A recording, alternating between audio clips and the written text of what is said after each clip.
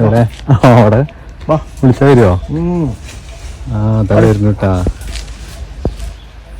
കാട്ടിൽ നിന്ന് പതുക്കെ പതുക്കെ ഇറങ്ങി വരുന്നുണ്ട്.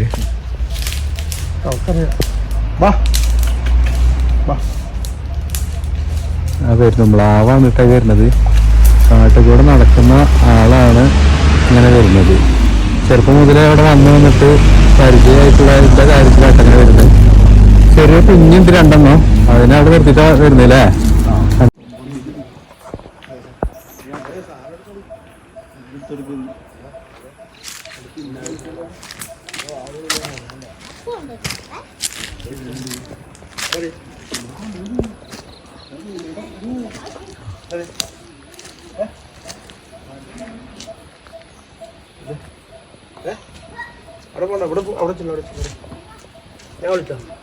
ഞാൻ വിളിച്ചോ നിന്നെ അടി കൊള്ളുന്നു.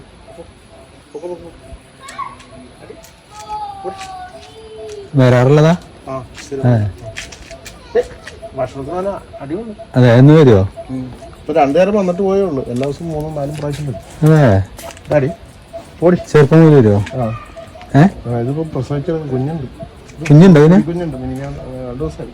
എവിടെ പ്രസവിച്ച്? ഈ ഭാഗത്ത് എവിടെ കണ്ടിട്ടോ? അവിടുന്ന് എവിടെ നമുക്കറിയില്ലല്ലേ. ഇവിടെ വരും രാത്രിയാകുമ്പോ കുഞ്ഞ്.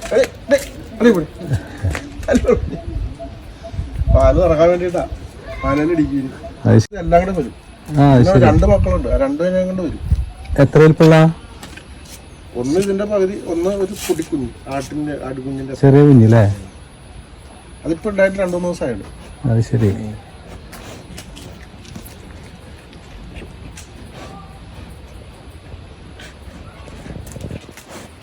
രണ്ടു കുഞ്ഞും ഞാൻ വന്നത് ഞങ്ങൾ വന്നതിന് ശേഷം ഉണ്ടായതാ. അതാണ് ഭയങ്കര അടുപ്പാ. കുഞ്ഞുങ്ങൾക്കും ഭയങ്കര അടുപ്പാ. ഇവിടെ മാത്രമേ ഉള്ളൂ അല്ലേ? വേറെ ആളുകളുടെ അടുത്ത് പോകണ്ടോ?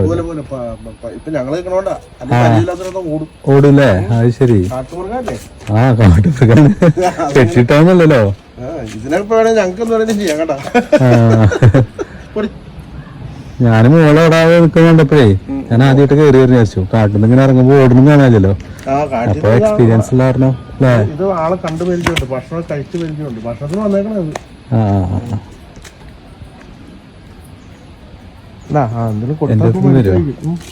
ഞങ്ങളോട് നിൽക്കണോണ്ട് അല്ലെങ്കിൽ ഓടും.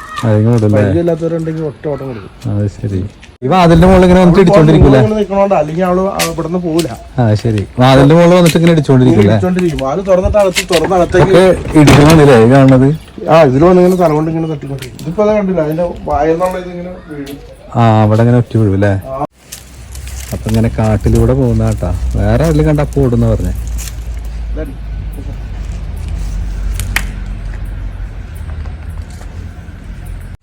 ഇങ്ങനെ ആള് കാട്ടിലേക്ക് കയറി പോവല്ലേ. അപ്പൊ 2 കുഞ്ഞുങ്ങളുണ്ട്. അവിടെ നിന്ന് ഇങ്ങോട്ട് വന്നേക്കല്ല.